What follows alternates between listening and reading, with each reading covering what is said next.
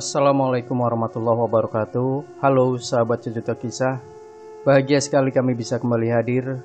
Tentunya kami akan menyuguhkan cerita-cerita misteri yang menarik untuk Anda simak. Kali ini kami akan berbagi sebuah kisah nyata misteri yang berjudul Misteri Matinya Para Pelukis Nyi Roro Kidul. Percaya atau tidak, lukisan tentang Ratu Kidul pernah dikeramatkan oleh penghuni sebuah lokalisasi pekerja seks komersial, entah untuk pelaris atau supaya orang segan. Lukisan itu karya Wara Anindya saat di Sekolah Menengah Seni Rupa Indonesia Yogyakarta.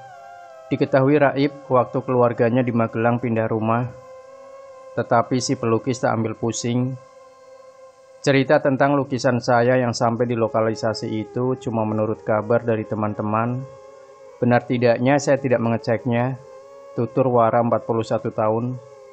Lebih dari 20 tahun kemudian Wara melukis lagi Ratu Kidul, akan tetapi dengan gaya melukis yang dipilihnya dalam My Name is Ratu Kidul.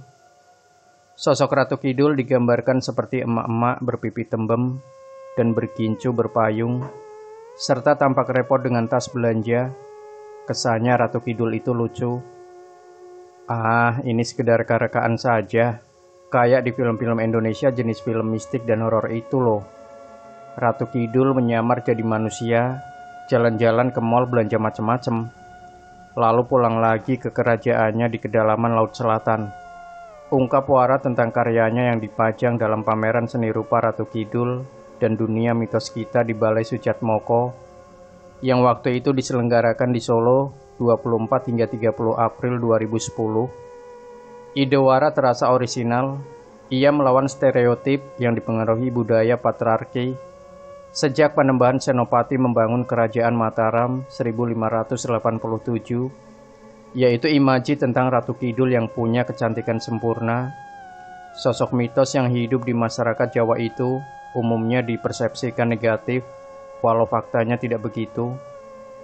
Selama ini banyak kisah tentang lukisan Ratu Kidul, sebanyak bumbu yang menyertai, entah datang dari senimannya atau maklarnya, entah demi popularitas atau untuk mendongkrak harga. Bukan tidak mungkin karena sebagai sumber inspirasi, Ratu Kidul berasal dari dunia gaib. Mitosnya, sosok itu bisa membuat tulah bagi yang bersikap sembarangan. Nasib pelukisnya sering dikisahkan tragis. Semisal lukisan Ratu Kidul oleh Basuki Abdullah yang dikeramatkan di sebuah kamar di Hotel Pelabuhan Ratu, Jawa Barat. Beberapa kali ia memang melukis dengan subjek yang sama. Terakhir, sebelum maestro pelukis naturalis itu terbunuh di rumahnya di Jakarta, ia dikabarkan datang ke Pantai Parangtritis, Yogyakarta.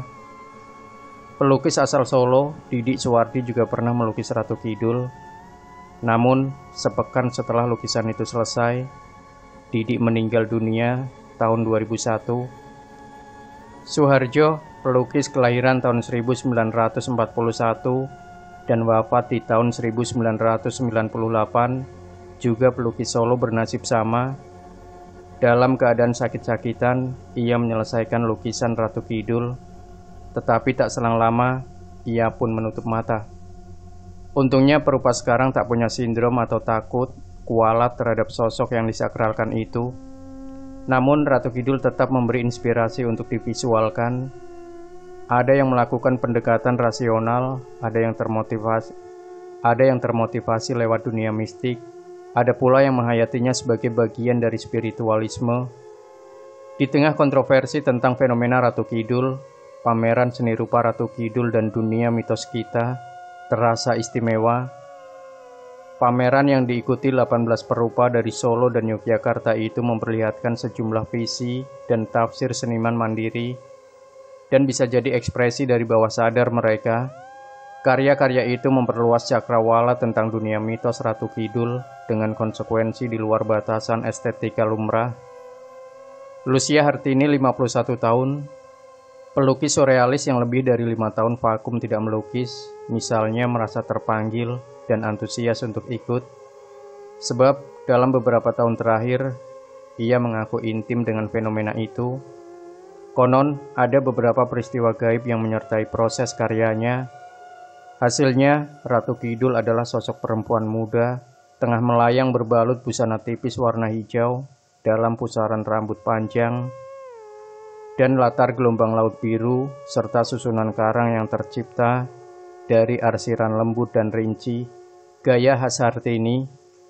Itu berbeda dengan almarhum Soeharjo, Heri Sujarwanto, Sunantri, Totok Buhori, Ki Gede Solo, juga sebuah lukisan anonim koleksi Wilono Edikusumo, semua dalam gaya naturalis yang cenderung memperkuat imaji orang tentang Ratu Kidul selama ini. Heri menyuguhkan perempuan cantik bermahkota, terkesan horor karena ada penyu muncul dari kakinya, diapit 2 ekor ular besar bermata merah. Kengerian berbeda ditampilkan Agus Merapi, yang melukiskan kepala Ratu Kidul menyatu dengan perbukitan karang yang keropos. Rambutnya bergelung kembang melati, bibirnya merah darah. Uniknya, sang ratu berkalungkan telepon seluler.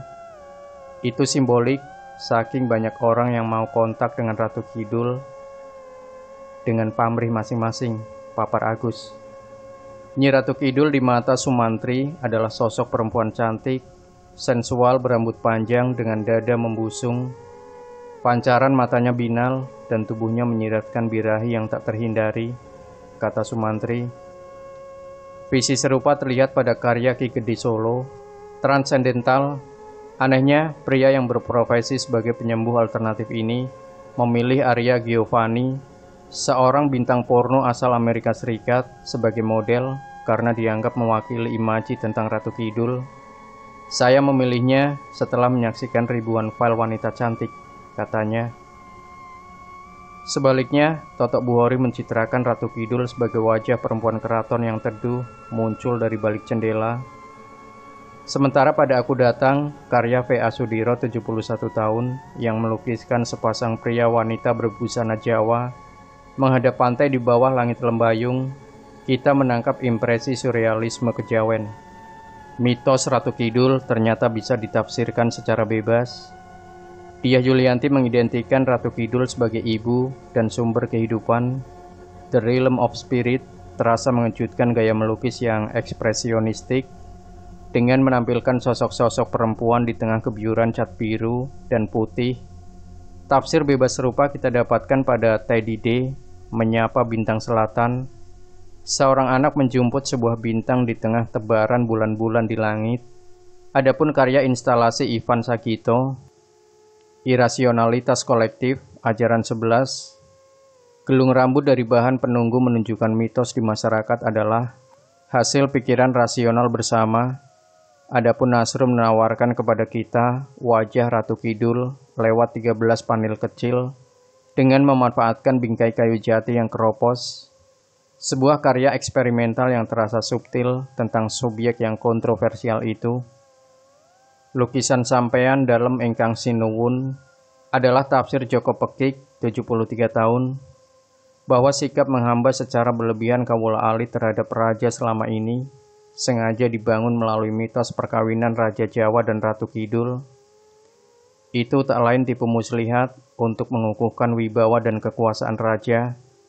Lucunya, dalam lukisan agak karikatural ini, yang jadi raja adalah Pekik sendiri.